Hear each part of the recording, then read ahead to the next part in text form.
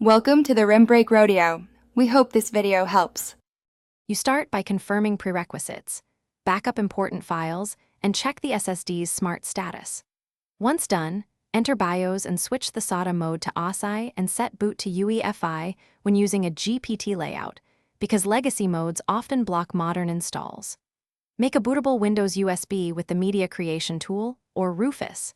Ensure it uses GPT/UEFI or MBR/legacy to match your firmware. These steps prevent driver mismatches and partitioning errors before the installer even runs. You'll continue by handling partitions and drivers. Boot the installer, press Shift plus F10 for disk part if needed, then select the SSD and run clean to remove corrupt tables.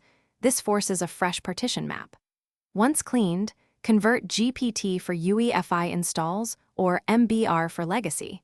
Create a small EFI partition automatically by letting the installer manage it. If Windows Setup doesn't list the SSD, click Load Driver and provide the NVMe or SATA driver from USB. You finish by completing the install, allowing Windows to copy files and reboot. Make sure you set the SSD as the primary boot device in BIOS so the system boots correctly. Once in Windows, install chipset and NVMe drivers, then run Windows Update to correct compatibility issues.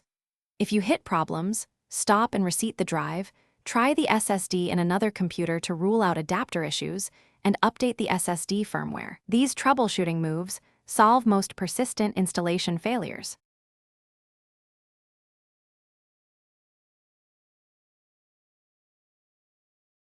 Thanks for watching. Consider subscribing if we helped you.